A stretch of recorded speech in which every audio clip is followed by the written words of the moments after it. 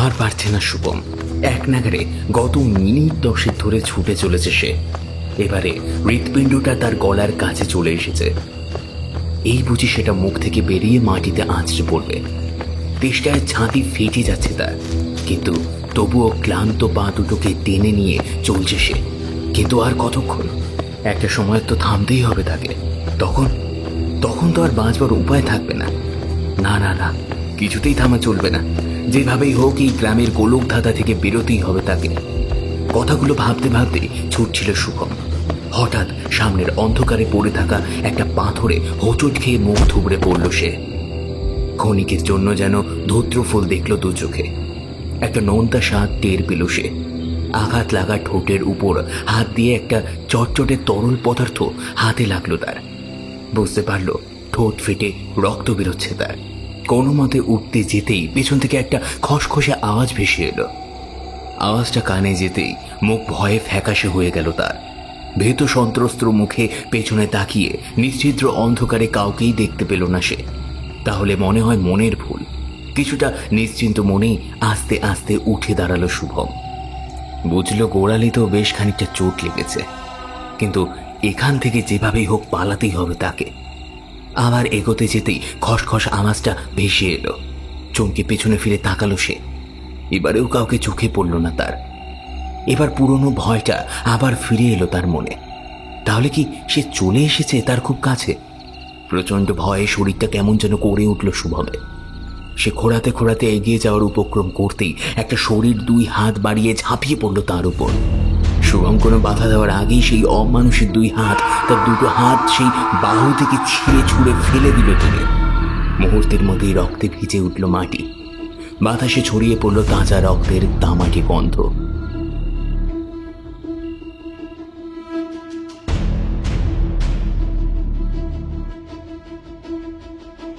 Hello everyone, আমি দিব্যেন্দু রয়েছি আপনাদের সাথে বঙ্গকথা চ্যানেলে। তোমাদের সবাইকে স্বাগত। তুমি যদি এই চ্যানেলে নতুন হয়ে থাকো তাহলে চ্যানেলটি সাবস্ক্রাইব করতে ভুলো না, আর বেল আইকনটা ক্লিক করতে একদমই ভুলবে না, যাতে নতুন নতুন গল্প আসলে তা তোমরা শুনতে পারো। আজ তোমরা শুনতে চলেছ চন্দ্ররূপ ব্যানার্জির কলমে একটি গ্রাম বাংলার ভয়ের গল্প, বেনা গ্রামের নরপিশাচ। তো বেশি সময় নষ্ট না করে কানে হেডফোনটা পরে নাও বন্ধু। আজকের এই গল্পটা থ্রিলারে জমজমাট এবং একটি ভয়ঙ্কর গল্প হতে চলেছে। শুরু হচ্ছে আজকের গল্প।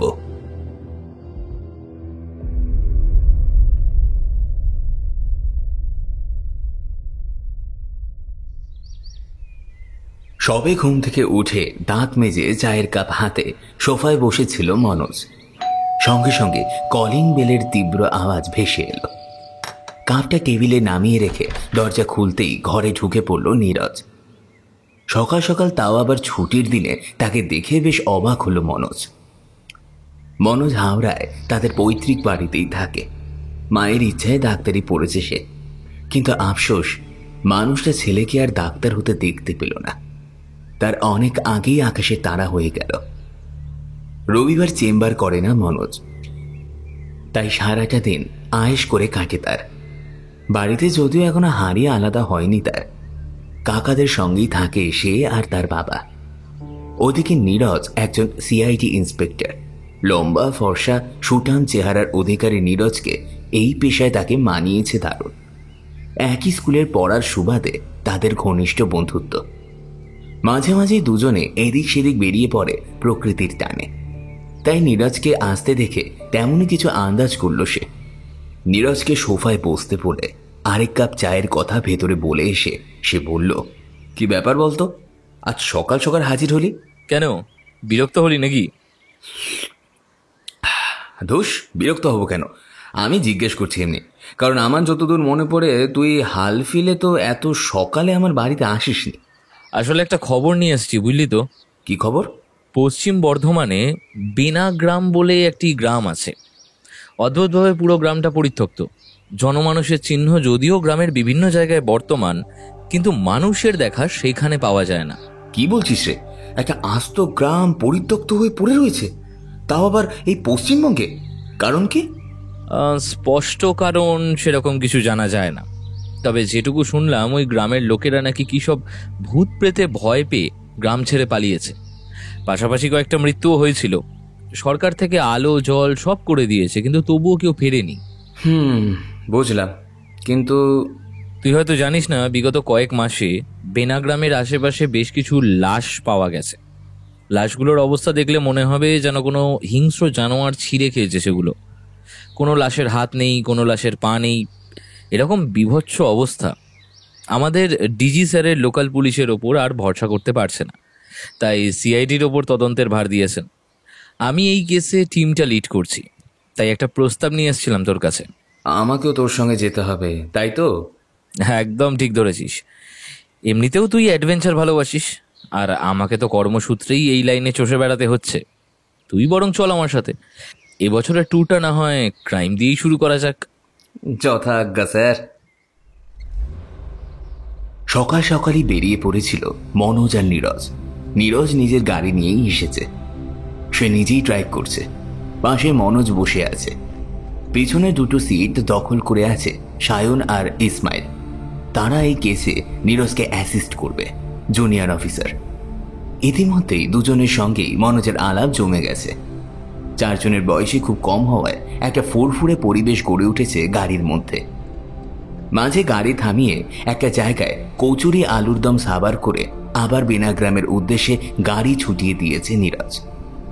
আপাতত ওখানেই ইনভেস্টিগেশন চালাবে নীরজ আর তার টিম।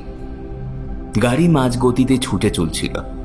যত বর্ধমানের ভিতরের দিকে ঢুকছিল, তত ছোট ছোট ধান ক্ষেত, সবজি ক্ষেত চোখে পড়ছিল তাদের। তপ্ত রোদে মাঠে দাঁড়িয়ে কৃষকেরা ঘেমে নিয়ে কাজ করে চলেছে। এই দৃশ্যগুলো না দেখলে হয়তো শহরের মানুষের পক্ষে বোঝা সম্ভব নয় কতটা অমানসিক পরিশ্রম করলে প্রকৃতির কোলে শস্যের জন্ম হয়। মাঝে মাঝে দু একজন পথ চলতি মানুষই দেখা পাওয়া যাচ্ছে। কেউ হয়তো বাজারে থলি হাতে বেরিয়েছে, আবার কেউ সাইকেল করে কাজে যাচ্ছে। ইতি উতি ছোট ছোট গুমটি চোখে পড়ছে, কোনোটা চায়ের, আবার কোনোটা টুকটাক জিনিসপত্রের। চায়ের গুমটিগুলোর সামনে জ্বলতে থাকা উনুনের ধোঁয়া উড়ে এসে চোখ জ্বালিয়ে দিচ্ছে। তাদের গাড়িটা বেশ কিছুটা ভেতরে গিয়ে আবার একটা গুমটির সামনে দাঁড়ালো। নীরজ জানলা দিয়ে মুখ বের করে দোকানদারকে ডাকলো। দাদা, বেনা গ্রামটা আর কত দূর বলতে পারবেন? দোকানদার তার কাস্টমার সামলাতে ব্যস্ত থাকলেও বেনা গ্রামের নামটা শুনেই কেমন যেন থমকে গেল। বেনা গ্রাম? সে তো এখান থেকে বেশ কিছুটা দূরে। আপনারা হঠাৎ ওই গ্রামের নাম করছেন যে? এই আমরা 4 বন্ধু মিলে ঘুরতে এসেছি। শুনলাম গ্রামটা নাকি বেশ রহস্যময়। বছর কয়েক আগে সমস্ত গ্রামবাসী রাতারাতি গ্রাম ছেড়ে পালায়। বিষয়টা আমাদের কৌতূহল মারাত্মকভাবে বাড়িয়ে তুলেছে, তাই এক প্রকার চলে এলাম। আপনারা বোধহয় খবরটা জানেন না। কি খবর? ওই গ্রামের আশেপাশে গত কয়েক মাসে বেশ কয়েকটা খুন হয়েছে। সে একদম ভয়ানক ব্যাপার। ও তাই নাকি? আমরা তো কিছুই জানতাম না এ বিষয়ে। কাজের চাপে খবরের কাগজ পড়ার সময় হয় না সেভাবে, তাই হয়তো মিস করে গেছি। কিন্তু পুলিশ কিছু করতে পারেনি? আগে পুলিশ তো তদন্ত করছে শুনছি, কিন্তু যা দেখছি কাজের কাজ তো কিছুই করতে পারছে না। আচ্ছা, অনেক ধন্যবাদ আপনাকে। তাহলে আমরা আসি এবার। হ্যাঁ, আপনারা এর পরেও এই গ্রামে যাবেন? আসলে বয়সটা তো অল্প, তাই রক্তটাও গরম। এরকম রোমাঞ্চ অনুভব করাটাই তো বয়স এটা। আর সামনেই যখন এরকম একটা সুযোগ আছে, তখন আর কে হাতছাড়া করতে চায় বলুন তো? ভদ্রলোক আর কিছু বললেন না। তিনি আবার কাজে মন দিলেন। হয়তো মনে মনে ভাবলেন, এই প্রজন্মের বেয়াদব ছোকরা এরা, যেচে পড়ে বেশি না বোঝানোই ভালো। নীরজ গাড়ি স্টার্ট দিল। এবার কোথায়? থানায় গিয়ে একবার ওসির সঙ্গে দেখা করতে হবে। কেসটা নিয়ে কিছু আলোচনা আছে, এগোনোর আগে সেটা সেরে ফেলতে হবে। স্যার, আপনার কি মনে হয় কে এইভাবে একের পর এক লোক মারছে? সেটা তো এভাবে বলা সম্ভব নয় ইসমাইল। হতে পারে গ্রামের কোনো সাইকো কিলার, আবার হতে পারে পরিত্যক্ত গ্রামের সুযোগ নিয়ে ভেতরে গোপনে কোনো অসামাজিক কাজকর্মের আস্তানা গজিয়ে উঠেছে। যারা কোনো কারণে সেটার খবর পেয়ে যাচ্ছে, তাদেরকেই একবার করে সরিয়ে দেওয়া হচ্ছে। সে যাই হোক, আস্তে আস্তে সব ক্লিয়ার হয়ে যাবে। নীরজ ড্রাইভ করতে করতে কথাগুলো বলল। বেশ কিছুটা যাওয়ার পর থানাটা চোখে পড়ল তাদের। বাইরে একটা কনস্টেবল দাঁড়িয়েছিল।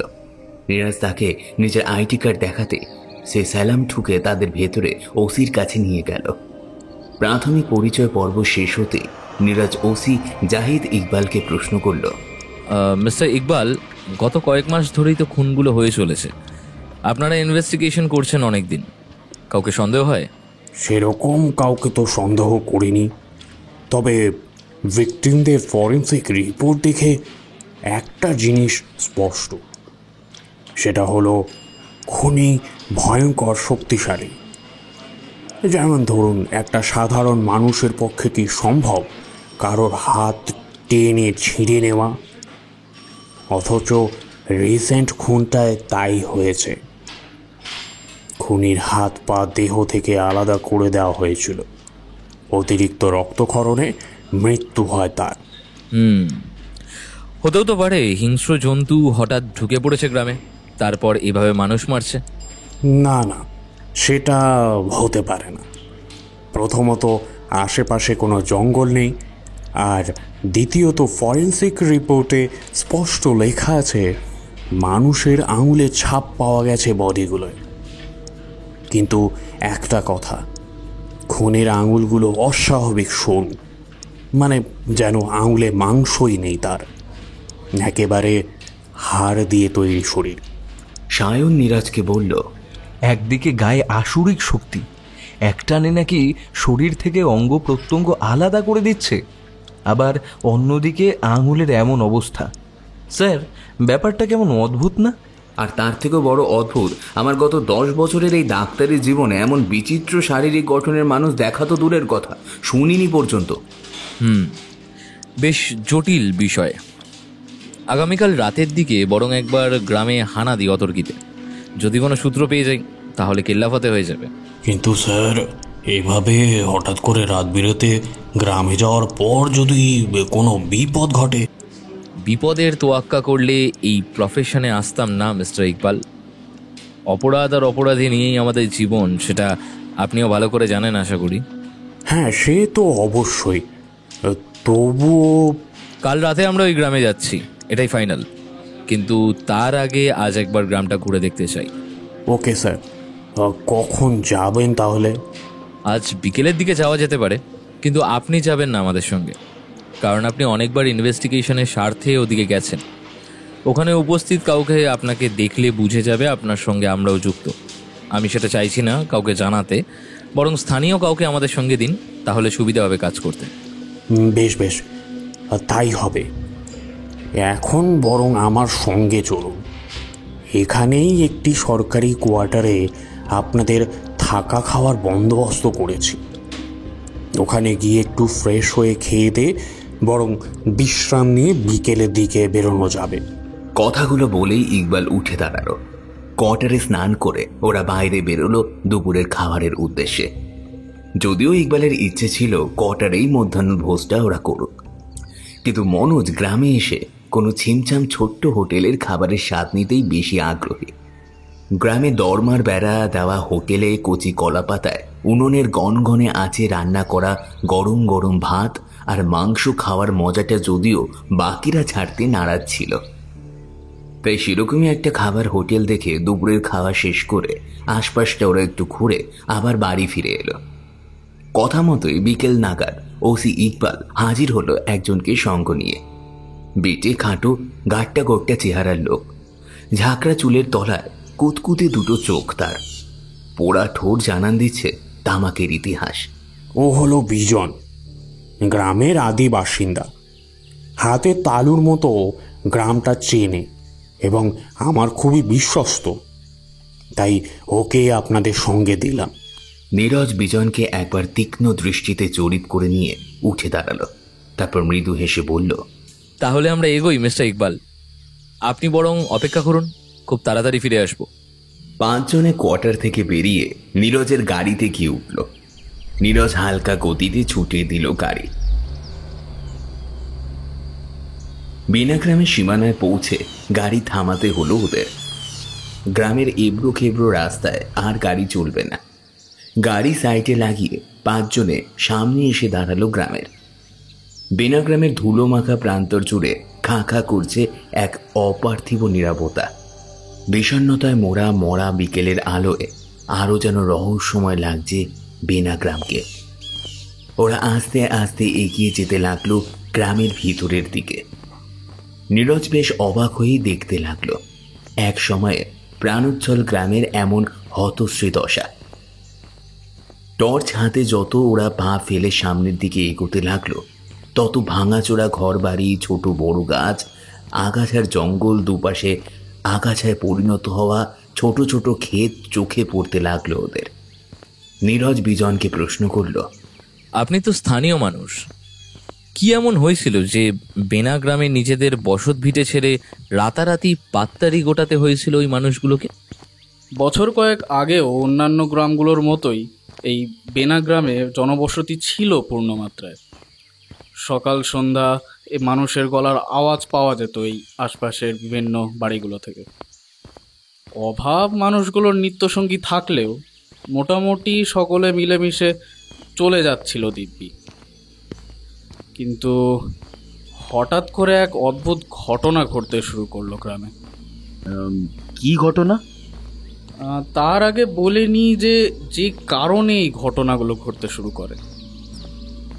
অনেক বছর আগে এই গ্রামেরই এক ছেলেকে চোর সন্দেহে বেশ কয়েকজন মানুষ পিটিয়ে মেরেছিল। আর পুরো ঘটনাটা গ্রামের প্রধানের নির্দেশে হওয়ায় সবটাই ধামাচাপা পড়ে গিয়েছিল, কোনো তদন্তই তেমন হয়নি। ছেলেটার বাবা মায়ের মুখ বন্ধ রাখার সমস্ত চেষ্টা যখন ব্যর্থ হলো, তো তখন তাদেরকেও গুম খুন করা হয়েছিল। ওই জায়গাটা দেখছেন? বিজন হাত দেখিয়ে কিছু দূরে একটা পুড়ে যাওয়া বাড়ির ধ্বংসাবশেষ দেখালো। ওটাই ওদের বাড়ি ছিল। জায়গাটা পেরোনোর সঙ্গে সঙ্গে হঠাৎ করে কেমন যেন আবহাওয়ার পরিবর্তন ঘটে গেল। বেশ শীত করতে লাগলো মনোজদের। হ্যাঁ রে, এই ব্যবসা গরমে হঠাৎ এত শীত করছে কেন বলতো? জ্বর টর এলো নাকি আমার? শীত তো আমারও করছে হঠাৎ করেই, যেন এক ধাক্কায় পারদ পতন ঘটেছে। পেছনে থাকা ইসমাইল আর সায়নের মুখ লক্ষ্য করেও বোঝা গেল না তাদেরও যথেষ্ট শীত করছে। যদিও বিজনকে নিরুত্তাপ দেখালো। ওদের থামতে দেখে বিজন বলল, কি হলো স্যার? Any problem? না না, হঠাৎ করে একটু শীত করছে খুব আমাদের, সেই জন্যই একটু অবাক হচ্ছি। বিজন কিছু বলল না, শুধু কেমন যেন রহস্যমাখা হাসি ফুটে উঠল তার মুখে। বিজনের হাসিটা দেখে অজান্তেই মনোজের শির দ্বারা বেয়ে ঠান্ডা স্রোত নিচে নেমে গেল। ওরা আবার পা চালাতে লাগলো। এর বেশ কিছুদিন পর গ্রামে এক অদ্ভুত ঘটনা ঘটতে লাগলো। রাতের দিক করে অনেকের বাড়ির দরজায় টোকা পড়তে লাগলো, কিন্তু দরজা খুললে কাউকে চোখে পড়তো না। এরকম কয়েকদিন চলার পর হঠাৎ করেই অস্বাভাবিকভাবে 3 জন গ্রামবাসী মারা গেলেন এই রাতের দিকে। খুনির প্রথম শিকার ছিল গ্রামের প্রধান। ওই খুনের বীভৎসতা চোখে দেখা যেত না। গ্রামের লোকেরা ভয় পেল। প্রথমের দিকে পুলিশের ওপর ভরসা রাখলেও এই 3 নম্বর মৃত্যুর পর মোটামুটি সকলেই গ্রাম ছেড়ে পাশের গ্রামে চলে গেল। পড়ে রইল তাদের বসত ভিটেগুলো। পরিত্যক্ত হয়ে গেল বেনাগ্রাম। কিন্তু খুনগুলো কে করেছিল, আর ছেলেটার মৃত্যুর সাথেই বা এইসবের যোগ কি? খুনগুলোই তো রহস্য স্যার। এখন যেমন এই গত কয়েক মাসে এই গ্রামের আশপাশ থেকে 5টা লাশ পাওয়া গেছে, আর সব কটাই এই গ্রামে যারা আগে বাস করত তাদের। আর তাদের মৃত্যুর সঙ্গে থেমে গেলেন কেন? মানে এটা আসলে এই গ্রামবাসীদেরই বিশ্বাস যে এই খুনগুলো কোনো মানুষ করছে না। হোয়াট? মানুষ করছে না তো কি প্রাণী করছে বলে ওনাদের মনে হচ্ছে? না স্যার, তাও নয়। ওদের বিশ্বাস এই খুনগুলো ওই মরা ছেলেটার আত্মা করছে। অনেকে নাকি দেখেওছে তাকে। কি যাতা বলছেন! ওসব আত্মা টাত্মা বলে কিছু হয় না, বুঝেছেন? ওসব শুধু মনের কল্পনা। এই কাজ কোনো মানুষেরই। যাই হোক, অনেক গল্প হয়েছে, এবার কাজ শুরু করা যাক। বিজন আরও কিছু বলতে গিয়েও চুপ করে গেল। নীরজ এবার ইসমাইল আর সায়নের উদ্দেশ্যে বলল, তোমরা আশপাশটা একটু ঘুরে দেখো আলাদাভাবে, সাবধানে দেখবে, আমিও দেখছি। সন্দেহজনক কিছু পেলে ইমিডিয়েটলি জানাবে। ওরা দুজনেই ঘাড় নেড়ে অদৃশ্য হয়ে গেল ভাঙা ঘর বাড়িটার আড়ালে। নীরজ মনোজকে বিজনের সঙ্গে দাঁড় করিয়ে রেখে পড়ে যাওয়া বাড়িটার দিকে এগিয়ে গেল। টর্চের আলো ফেলতে ফেলতে এদিক ওদিক তীক্ষ্ণ দৃষ্টিতে দেখতে দেখতে এগিয়ে যাচ্ছিল নীরজ। প্রথম খটকাটা লাগলো তার উঠোনটা দেখে। চারদিক এত অপরিষ্কার, অথচ উঠোনটা বেশ পরিষ্কারই দেখাচ্ছে। ভালো করে এদিক ওদিক দেখতে দেখতে উঠোনের পিছন দিকে চাপ চাপ রক্ত আর ছড়িয়ে ছিটিয়ে থাকা মুরগির পালক চোখে পড়ল তার। বিষয়টা বেশ অদ্ভুত লাগলো তার। হয়তো মুরগি কেটে রান্না করা হয়েছে, এমন দুর্দশা হয়েছে জায়গাটা। আপাতত দৃষ্টিতে সেটাই মনে হলো তার, অর্থাৎ তার অনুমানই হয়তো সঠিক। কেউ বা কারা আস্তানা গড়েছে এই পরিত্যক্ত গ্রামে। কিন্তু এরপর ঘরে ঢুকে আরো একটা অদ্ভুত জিনিস নজরে এলো নীরজের। ঘরের ঠিক মাঝখানে মাটির ওপরে একটা অদ্ভুত চিহ্ন আঁকা। নীরজ চিহ্নটাকে ভালো করে দেখে বুঝতে পারল সেটা হলো একটা 5 কোণা বিশিষ্ট তারা। এছাড়াও ঘরের ভাঙা দেওয়ালের বিভিন্ন অংশে বিভিন্ন চিহ্ন আঁকা, উর্দুতে কি সব যেন লেখা আছে। মোবাইলে সবগুলোর ছবি তুলে নীরজ বেরিয়ে এলো জায়গাটা থেকে। ততক্ষণে সায়ন আর ইসমাইল চলে এসেছে। তাদের থেকে বিশেষ কিছু জানা গেল না, কিন্তু নীরজ বাড়ির ভিতরে থাকা বিভিন্ন অদ্ভুত জিনিসগুলোর কথা বলতে ইসমাইল চিন্তিত মুখে বলে উঠল, স্যার, ছবিটা একবার দেখতে পারি? নীরজ মোবাইল খুলে ছবিগুলো দেখাতে লাগলো তাকে। চিহ্নটা দেখেই ইসমাইল যেন চমকে উঠল। বিষয়টা নীরজের চোখ এড়োল না। কি হলো ইসমাইল, হঠাৎ চমকে উঠলে যে? স্যার, ঘরের মেঝেতে আপনি যে চিহ্নটা আঁকা দেখছেন ওটাকে পেন্টাগ্রাম বলে। মানে এক্স্যাক্টলি যদি বলতে হয় তাহলে ওটা স্যাটানিক পেন্টাগ্রাম। সেটা আবার কি? স্যার, স্যাটানিক পেন্টাগ্রাম হলো ব্ল্যাক ম্যাজিকেরই খুব একটা গুরুত্বপূর্ণ অংশ। আর এই যে এই তারার 5টা কোণের একটা কোণ থাকে কিন্তু দক্ষিণমুখী, আর এর মাধ্যমে শয়তানকে ডেভিলকে কিন্তু জাগানো সম্ভব। ইসমাইল এক নিঃশ্বাসে পরপর কথাগুলো বলে গেল। তুমিও দেখছি বিজনের গাঁজাখুরি গল্প শোনার পর কল্পনার জগতে তলিয়ে গেছো। এসব উল্টো পাল্টা কথা বাদ দিয়ে কাজের কাজটা করো না। শয়তান জেগে উঠে মানুষ খুন করছে, এটা নিশ্চয়ই রিপোর্টে লিখে ওপর মহলে জমা দেব না, তাই না? ইসমাইল চুপ করে গেল। নীরজ একটা লম্বা শ্বাস নিয়ে বলল, যাক, আপাতত কিছু ছোট ছোট ক্লু পাওয়া গেল এখানে এসে। অন্তত ওদের ঘাঁটিটা সম্পর্কে জানা গেল। এবার যা হবে কাল রাতে। এখন ফেরা যাক বরং। নীরজের কথা মতো ওরা 4 জন আবার ফিরে চলল, কিন্তু ইসমাইলের কপাল থেকে চিন্তার ভাঁজটা কিছুতেই মুছল না। ওসি ইকবাল ওদের জন্য অপেক্ষা করছিল বাড়িতে। ওরা ফিরতেই বিজনের হাতে কিছু বকশিস গুঁজে দিয়ে তাকে বাড়িতে পাঠিয়ে ইকবাল নীরজকে প্রশ্ন করল, সন্দেহজনক কি কিছু পেলেন স্যার? নীরজ সবকিছু খুলে বলল ইকবালকে। সব শুনে ইকবালের চোখ কপালে উঠে গেল। এ তো সাংঘাতিক বিষয় স্যার। চলুন চলুন, এক্ষুনি সবগুলোকে ধরে নিয়ে এসে গাড়ো পড়ি। না না মিস্টার ইকবাল, অত উত্তেজিত হবেন না। আজ অলরেডি আমরা একবার ওই জায়গায় ঘুরে এসেছি। ওরা যদি আমাদের দেখে থাকে তাহলে সতর্ক হয়ে থাকবে। আবার যদি আমরা যাই তাহলে হয়তো আমাদের ওপর অ্যাট্যাকও হতে পারে, বা ওরা পালিয়েও যেতে পারে। আমরা বরং কাল রাতে ওদের ঘাঁটিতে অতর্কিতে হামলা করব, তাতেই কাজ হবে। বেশ, আপনি যা বলবেন। ইকবাল উত্তেজনা দমন করে বলল। এরপর ওরা একটা ছোট করে প্ল্যান কষে নিল কিভাবে কি হবে আগামীকাল। তারপর রাত বাড়লে ইকবাল বিদায় নিল। ওরাও রাতের খাওয়া সেরে যে যার মতো শুয়ে পড়ল। গভীর রাতে হঠাৎ করেই একটা অজানা অস্বস্তিতে মনোজের ঘুমটা ভেঙে গেল। বিছানায় উঠে বসে বোতল থেকে জল খেতে যেতে হঠাৎ একটা ঠক ঠক শব্দ কানে এলো তার। দরজায় টোকা দিচ্ছে যেন কেউ। মনোজ মোবাইলের টাইম দেখলো রাত প্রায় 2:45। এত রাতে কে এলো আবার? ভাবনার মাঝেই আবার ধাক্কা পড়লো দরজায়, এবার আরেকটু জোরে। চমকে উঠল সে।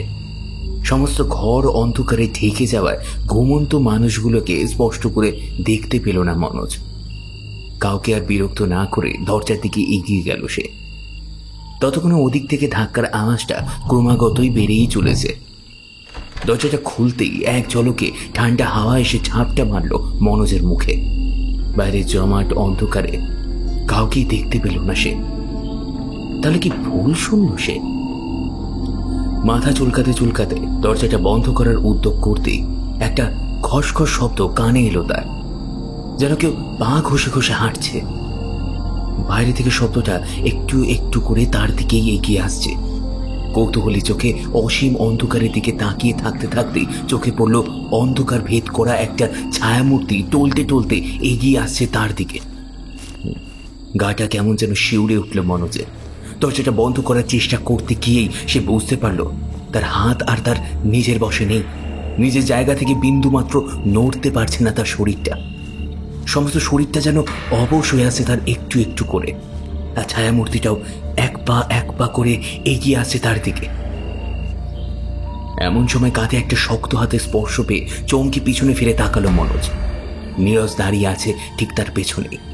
অবাক হয়ে সে জিজ্ঞেস করলো, কি হয়েছে? এত রাতে দরজা খুলে এভাবে দাঁড়িয়ে আছিস? কে একজন দরজা ধাক্কা ছিল একটু আগে। দরজা খুলতে দেখি একজন এগিয়ে আসছে আমার দিকে। কই দেখি কে? মনোজকে সরিয়েই এগিয়ে গেল নীরজ, কিন্তু কাউকেই দেখতে পেল না সে। ভালো করে এদিক ওদিক দেখে সে ফিরে এসে বলল, কি রে, কই কেউ নেই তো? কি শুনেছিস? আয় ঘুমিয়ে পড়, আর কোনো কথা নয়, আয় আয় আয় আয়। মনোজ আর কিছু না বলে নীরজের পিছু পিছু ঘরের দিকে হাঁটা লাগালো। কিন্তু তার তখনও কেবলই মনে হতে লাগলো এখনো বোধহয় কোনো আগন্তুক দাঁড়িয়ে রয়েছে অন্ধকারে, দরজা ঠিক ওপাশে। দরজা খুললেই তাকে দেখতে পাবে মনোজ। বাকি রাতটা কোনো মতে না ঘুমিয়েই কাটিয়ে দিল মনোজ। সকালের দিকে সকলে মিলে চা পাউরুটি খেতে খেতে জমিয়ে আড্ডা দিল। সকলের সঙ্গে খোশ গল্প করে মনটা বেশ ফুরফুরে হয়ে গেল মনোজের। ডাল ভাত আলু ভাজা আর বাঁধাকপির তরকারি দিয়ে দুপুরের খাওয়া সেরে একটু বিশ্রাম করে বিকেল বিকেল ওরা থানার পথ ধরল। রাস্তায় যেতে যেতে নীরজ মনোজের উদ্দেশ্যে বলল, আমরা ওদিকে যাওয়ার পর তুই থানাতেই ওয়েট করবি, বরং সব ঠিক থাকলে আবার রাতে দেখা হবে। মানেটা কি? তোর সাথে এত দূর কি আমি এমনি এমনি এলাম? ওখানে গিয়ে তুমি বেটা মজা করে নেবে আর আমি থানায় বসে বুড়ো আঙুল চুষবো? না না, ওটা হচ্ছে না। তোর সঙ্গ আমি ছাড়ছি না। ভাই বোঝার চেষ্টা কর। তুই চুপ কর। তুই আমাকে যা ইচ্ছা বোঝা। আমি যখন বলেছি আমি তোর সঙ্গে যাব মানে যাবই। তুই আমাকে না নিলে আমি একা চলে যাব, কিন্তু যাবই। নীরজ ভালো করেই জানে তার বন্ধু কিরকম গোয়ের, তাই আর সে কথা বাড়ালো না। থানায় আগে থেকে ইকবাল ওদের জন্য অপেক্ষা করছিল। থানায় গিয়ে উপস্থিত হতেই ইকবাল নীরজকে বললেন, তা কখন যাবেন স্যার? রাত 9টা করে আমরা রওনা দেব। আজকের প্ল্যান অনুযায়ী 3 জন কনস্টেবল থাকবে আমাদের সঙ্গে। আমি নিজেও জানি না এটা কোনো একজনের কাজ নাকি কোনো গ্রুপ আছে নাকি, সেটাও জানি না। সেজন্য আপনি ফোর্স নিয়ে গ্রামের সীমানায় পাহারা দেবেন। হতে পারে ওরা পালানোর চেষ্টা করলো, তখনই ওদের ধরবেন। আপনি নিশ্চিন্তে থাকুন, আমি আমার ফোর্স নিয়ে ঘাপটি মেরে থাকবো। একটা মাছি পর্যন্ত গলতে পারবে না। বেশ, তাহলে আপনি ফোর্স রেডি করুন, আমরা একটু পরেই বেরিয়ে পড়ব। গাড়িতে না, হেঁটে যাব। গাড়িতে গেলে আওয়াজ হবে, আর সেটা আমি চাই না। হাঁটা পথে বেনাগ্রাম অনেকটাই রাস্তা, একটু পরে না বেরোলে সময়ের মধ্যে পৌঁছতে পারবো না। কিছুক্ষণের মধ্যেই ইকবাল কনস্টেবলদের নিয়ে উপস্থিত হলে নীরজ বলল, তাহলে আমরা যাত্রা শুরু করি এবার? হ্যাঁ অবশ্যই অবশ্যই, এবার চলুন।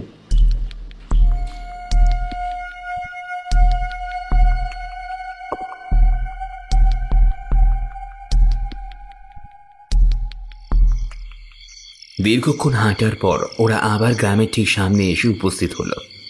নীরজের ইশারায় ইকবাল ফোর্স নিয়ে একটা বড় জায়গায় আড়ালে গা ঢাকা দিলেন। ওরা এবার হাতে টর্চ লাইট নিয়ে বৈনা গ্রামে প্রবেশ করল। টর্চের জোরালো আলো সামনের গাঢ় অন্ধকারকে তীক্ষ্ণ বল্লমের মতো ফুঁড়ে দিচ্ছে। অন্ধকারে ঝিঝি পোকার একটানা সুর ভেসে আসছে। মাঝে মাঝে রাতচরা পাখিদের বিচিত্র সব ডাক ভেসে আসছে কানে। বেশ কিছুটা হাঁটার পর ওরা গ্রামের খানিকটা ভিতরে চলে এলো। নির্জন নিস্তব্ধ অন্ধকারে নিমজ্জিত গ্রামটা শ্মশানপুরীর মতো দাঁড়িয়ে আছে একা। ওরা বিশ্বাসই করতে পারছে না এই গ্রামেও একদিন প্রাণের স্পন্দন ছিল। সকাল বিকেল মানুষের আনাগোনা লেগেই থাকতো এই গ্রামে। ওরা এক পা করে এগিয়ে যেতে লাগলো ভিতরের দিকে। মনোজের মনে হতে লাগলো ওরা যেন কোন এক সর্বগ্রাসী ব্ল্যাক হোলের ভিতরে ঢুকে পড়ছে আস্তে আস্তে, যেখান থেকে আর কোনোভাবে মুক্তি নেই ওদের। কিছুটা হাঁটার পরেই হঠাৎ পিছন থেকে এক কনস্টেবলের চিৎকার ভেসে এলো। স্যার স্যার, ভজনকে দেখতে পাচ্ছি না। মানেটা কি শিশির? ও তো তোমার সঙ্গেই ছিল, হঠাৎ কোথায় গেল? শিশির বোধহয় কিছু বলতে যাচ্ছিল, কিন্তু তার মুখের কথা মুখেই রয়ে গেল। একটা আওয়াজে ভেসে এলো খুব কাছ থেকে। সেদিকেই টর্চের আলো ফেলতেই দেখা গেল খাকি পোশাক পরিহিত দুটো পা পাশের কার্যত জঙ্গলে পরিণত হওয়া ক্ষেতের আড়ালে মিলিয়ে গেল। নীরজ সঙ্গে সঙ্গে রিভলভারটা বের করে দৌড়ে গেল সেদিকে। তার পিছন পিছন বাকিরা ছুটে গেল, কিন্তু কিছুই চোখে পড়ল না। শুধু গজিয়ে ওঠা আগাছার গায়ে রক্তের ছিটে আবিষ্কার করলো ইসমাইল। আমাদের ওরা বোধহয় দেখতে পেয়ে গেছে, সেই জন্য ভজনের ওপর অতর্কিতে অ্যাটাক করেছিল। কিন্তু এভাবে ভয় দেখানো সম্ভব নয় আমাকে, এর শেষ আমি দেখেই ছাড়ব। আরেক কনস্টেবল বিকাশ এবার মুখ খুলল। স্যার, ও এসে গেছে মনে হয়। কে এসে গেছে? ওই ছেলেটার ভূত স্যার। দেখো, তোমাদের ওই ভূত প্রেতের জঘন্য থিওরি বন্ধ করো এবার। পুলিশে চাকরি করার পরেও এইসব বলো কিভাবে? এ কাজ মানুষের। সত্য সব। বিকাশ চুপ করে গেল, কিন্তু তার মুখ চোখ জানান দিচ্ছিল যথেষ্ট ভয় পেয়েছে সে। ওরা আবার হাঁটতে শুরু করলো। সামনের বেশ কিছুটা অংশ জঙ্গলাকীর্ণ হয়েছিল। ওরা সাবধানে গা বাঁচিয়ে এগিয়ে চলছিল। আচমকাই পেছনে খড়খড় শব্দ হতে আবার সকলে পিছনে ফিরে যা দেখল তাতে চক্ষু চড়ক গাছ হয়ে গেল সকলের। শিশিরের ভারী শরীরটা একটা গাছের ডাল থেকে ঝুলছে। পাতার আড়ালে পুরোটা দেখা না গেলেও একটা হাড় মাংসের হাত যে তার গলাটা ধরে আছে সেটা টর্চের আলোয় স্পষ্ট বোঝা যাচ্ছে। সিআইডি ইন্সপেক্টর নীরজ শর্মাও বোধহয় তার দীর্ঘদিনের কেরিয়ারে এই প্রথম ভয় পেল। যদিও তড়িঘড়ি সে হাতটা লক্ষ্য করে ফায়ার করল, কিন্তু লাভের লাভ কিছুই হলো না। হাতটা সরসর করে নবীনের শরীরটা টেনে নিয়ে অদৃশ্য হয়ে গেল পাতার আড়ালে। পালাও পালাও, এক্ষুনি এই জায়গা থেকে পালিয়ে চলো। পাঁচজন আবার দৌড় লাগালো ফেলে আসা পথের দিকে। সবার সামনেই ছিল বিকাশ। হঠাৎ একটা ছায়া মূর্তি পাশের ঘন গাছপালার আড়াল থেকে বেরিয়ে এসে ঝাঁপিয়ে পড়ল বিকাশের উপর। মুহূর্তের মধ্যেই পাশের ক্ষেতে অদৃশ্য হয়ে গেল দুটো শরীর। নীরজ দৌড় থামিয়ে ফায়ার করতে করতে এগিয়ে গেল সেদিকে। সায়ন নীরজের হাত চেপে ধরে বলল, স্যার, এতক্ষণে নিশ্চয়ই বুঝে গেছেন আমরা কোনো মানুষ নয়, বরং অন্য জগতের এক অশুভ শক্তির মুখোমুখি হয়ে পড়েছি। এই অসম লড়াই জেতা আমাদের পক্ষে সম্ভব নয়। আমরা বরং যত তাড়াতাড়ি সীমানার কাছে পৌঁছাবো তত তাড়াতাড়ি আমাদের জীবন বাঁচবে। ওখানে মিস্টার ইকবাল আছেন, তারপর না হয় বাকিটা দেখা যাবে। নীরজ একবার ঘন ক্ষেতটার দিকে তাকিয়ে মুহূর্তের জন্য ঠিক করে নিল সায়নের কথাটি শোনা এখন বাঞ্ছনীয়। এখন অযথা গোড় তুমি করলে বাকিদের প্রাণও খোয়াতে হবে। কথাগুলো ভাবতে ভাবতেই একটা ভারী কিছু যেন নীরজের পায়ের সামনে এসে পড়ল। সেটা কি দেখার জন্য টর্চের আলো ফেলতেই ধক করে উঠল নীরজের বুক। বিকাশের রক্তাক্ত মাথাটা ধর থেকে আলাদা হয়ে তার পায়ের সামনে পড়ে আছে। কাটা মাথাটার দুটো চোখ প্রখণ্ড ভয়ে যেন ঠিকরে বেরিয়ে এসেছে সামনে। ঠিক সেই মুহূর্তে অন্ধকার থেকে একটা পরিচিত গলা ভেসে এলো। কি গ্রামটা কেমন লাগছে নীরজবাবু? মনোজ চমকে উঠে শব্দের উৎস লক্ষ্য করে আলো ফেলতেই দেখল ইকবাল এগিয়ে আসছে। আপনি? যাক, এসেছেন যখন ভালোই করেছেন। আমরা নিজের চোখে যা দেখেছি আপনাকে তা বলে বুঝাতে পারবো না। সে এক্ষুনি বেরোতে হবে এখান থেকে। আরে আরে, এত তাড়া কিসের আপনার? পুরো গল্পটা শুনবেন না? কিসের পুরো গল্প? ইকবাল হঠাৎ চোখের ইশারা করতেই যেন অন্ধকার ফুঁড়ে কয়েকজন বেরিয়ে এলো। মনোজ লক্ষ্য করল তাদের মধ্যে বিজন উপস্থিত। কেউ কিছু করার আগেই চারজনকে পিছমোড়া করে বেঁধে ফেলল তারা। হাত পা মাথা নিরাচে জ্বলন্ত চোখ দিয়ে যেন আগুনের গোড়া বেরোচ্ছে তখন। ও, তাহলে আপনি সাধু সেজে ভণ্ডামি করছেন? এই আপনার দেশ আর জনগণের প্রতি কর্তব্যের নমুনা? আসলে কি জানেন তো, প্রতিশোধের জ্বালা বড় জ্বালা, বুঝলেন তো? আপনাদেরকেও তাই ফাঁদে ফেলতে হলো। সায়ন নিজেকে ছাড়ানোর আপ্রাণ চেষ্টা করতে করতে বলল, একবার যদি ছাড়া পাই তোর কি হাল করে দেখবি। তার সুযোগ পাবে না, তার অনেক আগেই তোমাদের ভবলীলা সাঙ্গ করে দেবো আমি। আপনাকে আমি আবারও বলছি, কাজটা আপনি ভালো করছেন না, এর ফল কিন্তু ভয়ানক হতে পারে। ইকবাল মিরাজের কথায় জবাব দিল না, বাকিদের উদ্দেশ্য করে বলল, তোরা নিয়ে আয় ওদের আমার সঙ্গে। মনোজদের ধাক্কা মারতে মারতে ওরা নিয়ে চলল আরো ভেতরের দিকে। আরো কিছুটা যাওয়ার পর ভাঙা বেড়া দিয়ে ঘেরা একটা পুড়ে যাওয়া মাটির বাড়িটার সামনে এসে দাঁড়ালো। ইকবালের পিছন পিছন সবাই ভেতরে ঢুকলো। মাটির ওপরেই ওদের চারজনকে জোর করে হাঁটু মুড়ে বসিয়ে দেওয়া হলো। ওদের সামনে এসে দাঁড়ালো ইকবাল। তীক্ষ্ণ দৃষ্টিতে ওদের দিকে দেখে একবার সে বলল, এবার মৃত্যুর প্রহর গণা শুরু করুন সবাই। তবে চিন্তা নেই মিস্টার নীরজ শর্মা, আপনাকে আমি অতৃপ্ত রেখে মারব না, পুরো গল্পটা বলে তারপর মারব। আপনি বাড়াবাড়ি বন্ধ করুন, এবার অনেক নাটক হয়েছে, এবার বন্ধ করুন এসব। আরে ডাক্তারবাবু, এত রেগে যাচ্ছেন কেন? নাটক তো শুরুই হলো না এখন। এবার তো হবে, কিন্তু নাটক শুরুর আগে পুরো গল্পটা তো শুনে নিন। যে কারণে আপনার বন্ধু এখানে এতটা পথ নষ্ট করে এলো, সেটা না জানলে তো অতৃপ্তি থেকে যাবে। ইকবাল শয়তানি হাসি এসে বলল। নীরজ শুধু রক্ত চোখে তাকিয়ে রইল ইকবালের দিকে। ইকবাল এবার একটা ভাঙা চেয়ারের উপর আরাম করে বসে বলতে আরম্ভ করল। ছেলেটার নাম ছিল মমিনুল, বড্ড সরল গোবেচারা ছেলে ছিল। সেই জন্য স্কুলে পাড়ায় কম অপমান সহ্য করতে হতো না।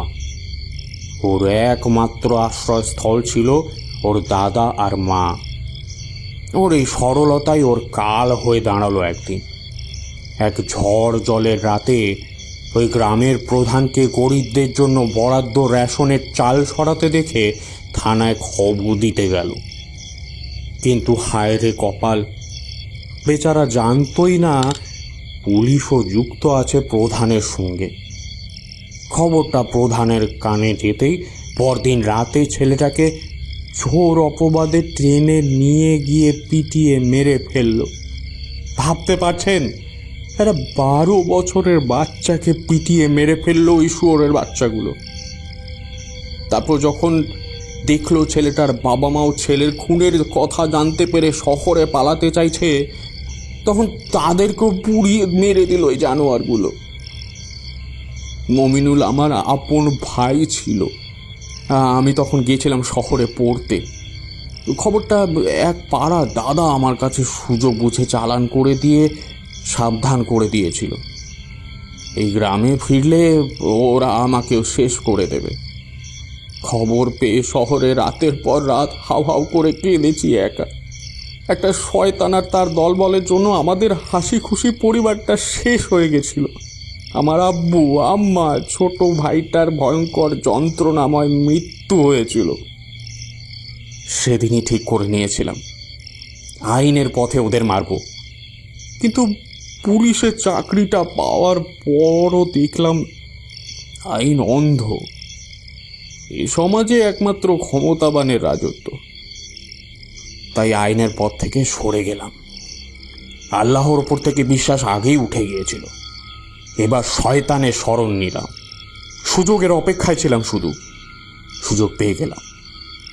যখন ওপর মহলে আবেদন জানিয়ে প্রাইজ পোস্টিং হিসেবে এই গ্রামে ফিরে এলাম, আবার দেখলাম কালো জাদু করে একদিকে যেমন ওই জানোয়ারগুলোকে মারা সম্ভব, তেমনি আরেকদিকে আমার পরিবারকে আবারও ফিরিয়ে আনা সম্ভব। তাই শুরু করলাম বলি দেওয়া। শুরুটা অবশ্য প্রধানকে দিয়েই করেছিলাম। নিজের হাতে ধর মুন্ড আলাদা করে দিয়েছিলাম। তারপর গ্রাম ছেড়ে সবাই পালিয়ে গেলে রাতের দিকে আমার বাকি টার্গেটদের ভুলিয়ে ভালিয়ে গ্রামে নিয়ে আসতাম। বাকি কাজটা আমার ভাই করে দিত। আপনার ভাই মানে? আপনার আরেকটা ভাই আছে নাকি? ইকবালের মুখে একটা রহস্যময় হাসি খেলে গেল। সে বাইরের জমাট অন্ধকারের দিকে তাকিয়ে চেঁচিয়ে বলল, মমিনুল, মমিনুল! চারজনে বিস্মিত চোখে তাকিয়ে রইল বাইরের দিকে। হঠাৎ একটা আওয়াজ কানে ভেসে এলো ওদের, যেন অনেক কষ্টে পা খসতে খসতে কেউ যেন এগিয়ে আসছে এদিকে। হঠাৎ আশপাশটা যেন মাংস পচা গন্ধে ভরে গেল। শায়নের গাঁটা গুলিয়ে উঠল। ইসমাইল নিরাজকে জিজ্ঞেস করলো, স্যার লোকটা কি সাইকো? না হলে স্যার এরকম অদ্ভুতভাবে একটা মৃত মানুষের নাম ধরে ডাকছে কেন? ইসমাইলের কথা শেষ হতে না হতেই যে ঘরের মধ্যে এসে প্রবেশ করলো তাকে দেখে ভয় শিউরে উঠল সকলে। সে মানুষ না, মানুষের মতো দেখতে অন্য কিছু, অথচ এমন বিভৎস চেহারা কি কোনো জীবিত মানুষের হতে পারে? ওরা কিংকর্তব্য বিমূঢ় হয়ে দেখতে লাগলো ভয়ঙ্কর দর্শক মমিনুলকে। শরীরে শ্যাওলা ধরা হাড়ের উপর পচা গলা মাংস জড়িয়ে রয়েছে, কোনো কোনো অংশ থেকে মাংসের টুকরো ঝুলছে। মুখের একদিকটায় চোয়ালটা প্রায় নেই, বিভিন্ন জায়গায় মাংস গলে আটকে আছে। চোখের কোটর দুটোয় অসীম অন্ধকার বাসা বেঁধে রয়েছে। একটা পোকা সেই অন্ধকার থেকে বেরিয়ে আবার মুখের ভিতরে চলে গেল। ঘাটটা হেলে রয়েছে একপাশে। নিজের চোখকে বিশ্বাস হচ্ছে না। এও কি সম্ভব? মৃত মানুষ ফিরিয়ে আনা? আমিও কিছু জানি না, শুধু এইটুকু জানি যা চলছে তা মোটেই ভালো নয়। দেখলেন শয়তানের ক্ষমতা? কালো জাদুর সাহায্যে প্রধানের বলির রক্তে আবার জাগিয়ে উঠেছিলাম আমার ভাইকে। এবার আপনাদের বলির রক্তে জীবন পাবে আমার বাবা মা। দেখুন ইকবাল বাবু, আমি বুঝতে পারছি আপনার যন্ত্রণাটা, কিন্তু তা বলে আপনি এরকম ভয়ঙ্কর কাণ্ড ঘটিয়ে নিজেই আইনের রক্ষক হয়ে নিজের হাতেই আইন তুলে নিলেন। কিসের রক্ষক? আমি শুধু আমার প্রতিশোধ চাই। আপনার সাথে আমার কোনো শত্রুতা ছিল না মিস্টার শর্মা, কিন্তু আপনি এখানে এসে সবটা জেনে গেছেন। এছাড়াও আপনার যথেষ্ট নামডাক আছে। এই কেস আপনি সলভ করে ফেলতেন ঠিকই, তাই আপনাকে আর আপনার সঙ্গে আপনার এই চামচাদেরকেও সরিয়ে ফেলতে হবে। গত রাতেই সেই জন্য মমিনুলকে আপনাদের ওখানে পাঠিয়েছিলাম, আপনাদের মধ্যে একজনকে সাবার করার জন্য, যাতে ভয়ে আপনি এই জায়গা ছেড়ে পালান। সুযোগ হয়েও গেছিল আপনার ডাক্তার বন্ধু দরজা খোলায়, কিন্তু সেই মাঝখানে আবার আপনি চলে এলেন, বেঁচে গেলেন উনি। হিস হিস করে বলল ইকবাল। মনোজ চমকে উঠল। তাহলে কাল রাতের সেই ছায়ামূর্তি মমিনুল ছিল। শালা জানোয়ার, কাফের! এতগুলো খুন করেও তোর আর তোর পিশাচ ভাইয়ের কোনো পিপাসা মেটেনি? হ্যাঁ, এখন আমাদের স্যারকে হত্যা করতে চাইছিস? তোকে আমি শায়েস্তা করবই। তোর স্যারকে মারতে চাইনি আমি প্রথমে, সেজন্য বারবার বারণ করেছিলাম এখানে না আসতে, কিন্তু উনি তো শুনলেনই না, বীরত্ব দেখিয়ে চলে এলেন। এবার মরুক শালা। তবে তোর চিন্তা নেই, আমার মমিনুল বাকিদের মতো তোদের তিলে তিলে মারবে না। এক ঝটকায় শুধু মাথাটা ঘুরিয়ে ঘাটটা ভেঙে ধর থেকে আলাদা করে দেবে। এই জাস্ট কয়েক সেকেন্ডের ব্যাপার, তারপর চির শান্তি তোদের। মমিনুল, যা একে একে সব কটাকে শেষ করে দে। দেখিস বেশি যন্ত্রণা দিস না আবার। যতই হোক এরা সজ্জন ব্যক্তি সকলে। মমিনুল একবার দাদার দিকে তার অসীম শূন্যতা যুক্ত দুই কোটর দিয়ে তাকালো। তারপর আস্তে আস্তে এগিয়ে আসতে লাগলো সায়নের দিকে। সায়ন মনে হাত লাগালো, তার হৃৎপিণ্ডটা খুলে বোধহয় হাতে চলে আসবে। সে জানতো এই চাকরিতে জীবনের ঝুঁকি আছে, কিন্তু তা বলে এইভাবে মরতে হবে শেষে। মমিনুল নামক দানবটা অনেকটা এগিয়ে এসেছে। হঠাৎ দুম করে একটা আওয়াজ হলো। চমকে শব্দের উৎসের দিকে তাকাতেই নিরাজ দেখতে পেল ইসমাইলের হাতে বন্দুক উঠে এসেছে। কখন খেয়ালই করেনি কেউ। গুলিটা মমিনুলের খুলি ভেদ করে চলে গেছে। ওদিকে ইকবাল কোমরের গোজা রিভলভারে হাত দেওয়ার আগে আরেকবার গর্জে উঠল ইসমাইলের বন্দুক। এবার গুলি সোজা গিয়ে ইকবালের বুক এফোর করে দিয়েছে। রক্তাক্ত বুকে হাত দিয়ে লুটিয়ে পড়ল তার শরীরটা। ওদিকে ঘরে উপস্থিত থাকা ইকবালের বাকি লোকেরা ইসমাইলের এমন রূপ দেখে প্রাণ ভয়ে ছুট দিল বাইরের দিকে। ওদিকে শয়তানটা আবার এগিয়ে আসতে শুরু করলো সায়নের দিকে। ইসমাইল এবার দৌড়ে এসে সায়নের হাতটা খুলে দিতে সায়ন তড়িঘড়ি বাকিদের হাত খুলে দিতে লাগলো। ইসমাইল মমিনুলের শরীরটাকে লক্ষ্য করে আরো দুবার ফায়ার করলেও কোনো হেলদোলই হলো না তার। ইসমাইল, ও মানুষ নয়, তুমি ওকে বন্দুকের গুলি দিয়ে জব্দ করতে পারবে না। তারা সকলেই বাইরে যাওয়ার জন্য পা বাড়াতেই হঠাৎ করে চারিদিকে প্রচন্ড ঝড় উঠল।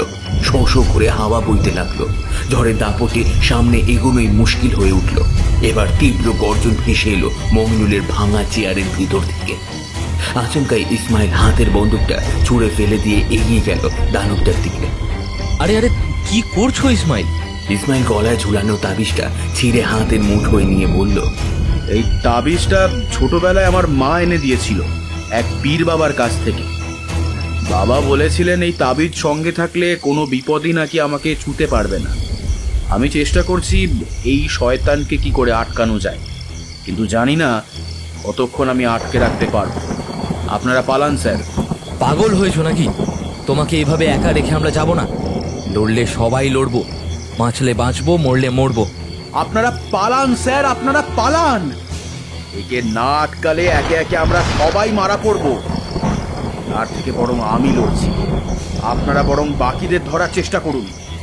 ওরা পালিয়ে গেলে ইকবালের বিরুদ্ধে কোনো শক্তপোক্ত প্রমাণ আমরা পাবো না। আপনারা পালান স্যার, পালান। কিন্তু মিরাজ হাত দেখিয়ে থামিয়ে দিল ইসমাইল। তারপর পবিত্র কোরআনের আয়াত পড়তে শুরু করলো। আয়াত পাঠ করতে করতে এক মুহূর্তের জন্য মমিনুলের পচা গলা জীবন্ত শরীরটা কেমন যেন কেঁপে উঠে থমকে গেল। তারপর হঠাৎ ছুটে এসে লাফিয়ে পড়ল ইসমাইলের উপর। ওদের চোখের সামনে শুরু হলো মানুষ ও অমানুষের অসম লড়াই। মমিনুলের ভয়ঙ্কর শরীরটা যেন কিছুতে ইসমাইলকে বাঁধিয়ে আনতে পারছে না। ওদিকে ইসমাইল শরীরে সর্বশক্তি দিয়ে লড়ে যাচ্ছে, মুখে অবিরাম পাঠ করে চলেছে আয়াত।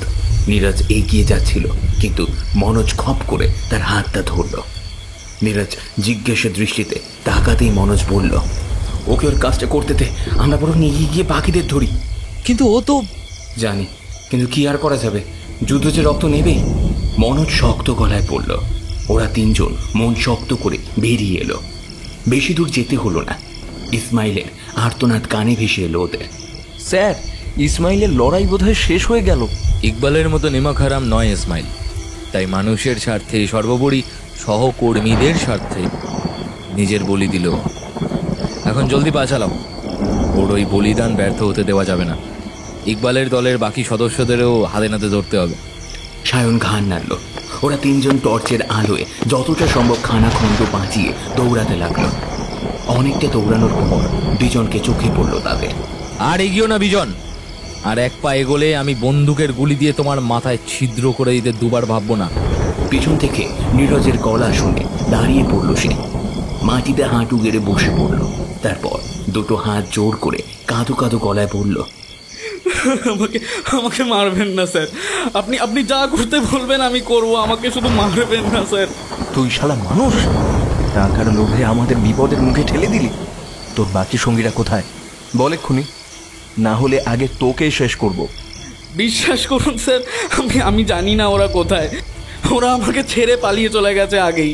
আমি ওদের সঙ্গে তাল মেলাতে না পেরে পিছিয়ে পড়েছিলাম। আমাকে মারবেন না স্যার, আমাকে মারবেন না। সায়ন, একজনকে যখন পাওয়া গেছে বাকিদের খোঁজও পাওয়া যাবে। তুমি বরং ওকে নিয়ে এখানেই দাঁড়াও, আমি আর মনোজ এক্ষুনি আসছি।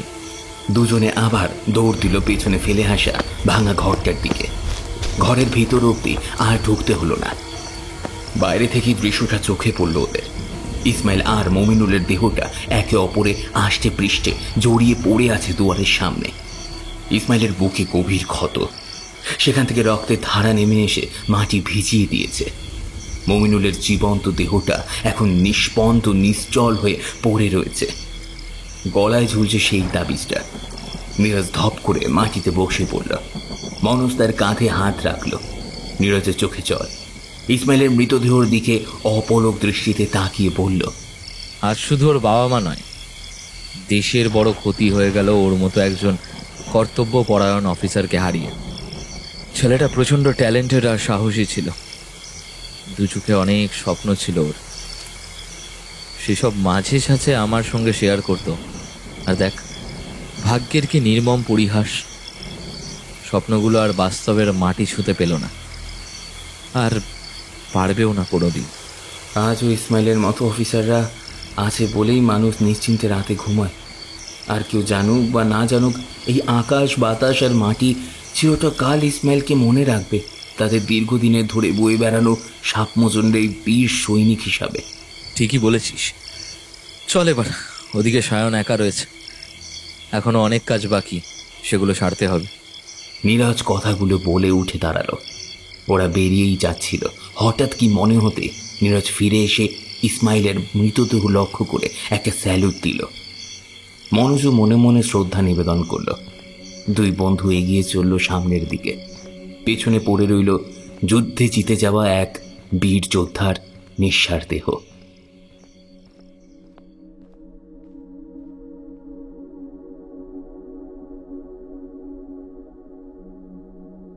শুনছিলেন চন্দ্ররূপ ব্যানার্জির লেখা একটি গ্রাম বাংলার ভূতের গল্প, বেনা গ্রামের নরপিশাচ। আজকে গল্প পাঠিয়েছিল আমি দিব্যেন্দু দাস। অন্যান্য চরিত্রে সৌরভ, রমাকান্ত, দেবাশিস, অভিক সাহা, তুহিন এবং সূর্য। আবহ সৃষ্টিতে ফিনিক্স, সংলাপে প্রতীক, পোস্টার ডিজাইনে সৌম্যদেব। গল্পটি আপনাদের কেমন লাগলো জানান আমাদের ইউটিউব কমেন্ট সেকশনে। আর আপনি যদি আমাদের চ্যানেলে নতুন হয়ে থাকেন তাহলে চ্যানেলটি সাবস্ক্রাইব করে দিন, কারণ আপনারাই পারেন একটি ইউটিউব চ্যানেলকে অনেক বড় করে তুলতে। এই গল্পটা ভালো লাগলে শেয়ার করুন আপনাদের বন্ধুদের হোয়াটসঅ্যাপ গ্রুপের সাথে, ফেসবুকে শেয়ার করতে পারেন এবং জানান আর কি গল্প আপনারা শুনতে চান। আজকের জন্য চলি, দেখা হবে অন্য কোনো দিন। ততক্ষণ শুনতে থাকুন, সঙ্গে থাকুন আমাদের বঙ্গকথা চ্যানেলের সাথে।